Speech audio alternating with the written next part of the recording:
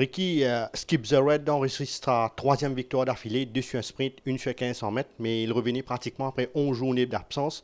Pourquoi l'avoir gardé hors de compétition pendant si longtemps?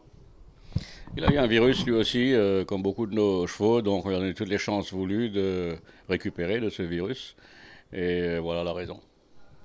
Et samedi, vous le qualifiez comme le petit élite classe à l'écurie. Est-ce qu'il a les moyens d'émuler son compagnon d'écurie? Écoutez, c'est un cheval qui n'a rien fait de mal depuis cette année. C'est un jeune cheval, donc il a une certaine marge de progrès, bien entendu, pourvu que l'handicapeur, c'est un petit cheval, ne lui donne pas trop de poids lourd à porter. Je pense qu'il va bien faire l'année prochaine aussi, oui.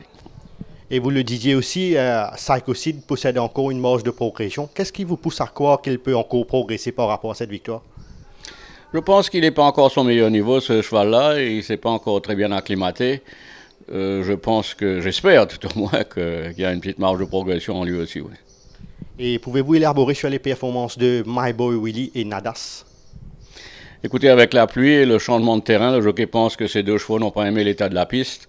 My Boy Willie a été décevant, c'est sûr. Je m'attendais pas nécessairement à ce qu'il gagne, mais à ce qu'il court une bien meilleure course que ça.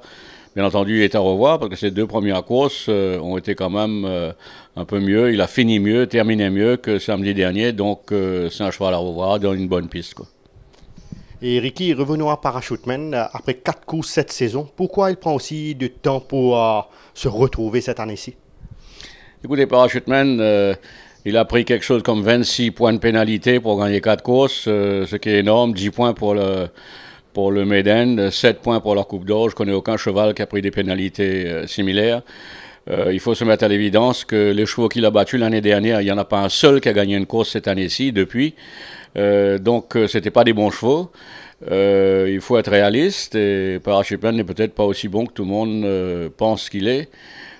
Bon, il est certes qu'il n'a pas couru au meilleur de ses possibilités cette année. Nous ne savons pas trop pourquoi. Le vétérinaire, lui aussi, il ne sait pas trop pourquoi. Tout ce qu'on peut vous dire, c'est que à chaque fois qu'il escope, ce cheval-là, il a des problèmes au niveau des poumons. Quand il est arrivé ici, c'était le même problème. Il avait été traité. Mais malheureusement, on ne permet pas ces traitements très près d'une course. Donc, s'il a un virus qui est persistant, c'est difficile à enrayer complètement, quoi. Et actuellement, comment se porte le cheval et quelle sera la prochaine étape pour lui? Écoutez, encore une fois, il n'y a pas grand-chose pour lui. S'il court d'un handicap, il porte encore une fois 61 kilos par rapport à d'autres chevaux comme l'autre jour Dawnred avec 53 kilos. C'est impossible de battre ces chevaux-là avec la différence de poids. Donc, Parachuteman est cloué au pilori ici. Sa carrière mauricienne est très endommagée par rapport au handicap qu'on lui a donné. Et avec du recul, c'est complètement injustifié, quoi. Et il y a aussi Argo Solo qui n'a pas été revu en compétition depuis sa victoire à ses débuts. Pouvez-vous nous dire plus sur cette absence? Oui, c'est un cheval qui s'est blessé à l'entraînement. Il a été retiré de sa dernière course. Malheureusement, cette boiterie a persisté et une radiographie a révélé que le cheval avait une fracture à l'os du tibia arrière. Et comme toute fracture, ça prend 6 à 8 semaines avant de se résorber. C'est pas un problème concernant sa carrière de course, mais certainement cette année-ci, sa saison est terminée. Et la course principale de cette semaine-ci sera courue sur 1500 mètres pour le benchmark de 61. Pouvez-vous nous éclaircir sur le travail de Elite Class et de Memphis Mafia en vue de cette épreuve? Oui, ces deux chevaux ont bien travaillé ce matin. On va rentrer les deux. Malheureusement, je n'aime pas trop courir deux chevaux d'une telle similarité dans une course pareille, mais il n'y a pas d'autre course pour eux jusqu'à la fin de la saison, je pense. Donc, ils vont tous les deux prendre leur place au départ. Mais il faut quand même compter avec des chevaux comme Argon, comme Tripster qui va recourir certainement. Ça devrait être une belle course, quoi. Et y a-t-il deux chevaux en particulier sur lesquels vous fondez beaucoup d'espoir en cette fin de saison et vous souhaiterez voir triompher avant la fin? Écoutez, pas vraiment. Bien entendu, ça serait bien de voir Parachuteman gagner une course, mais je ne pense pas que ce soit possible.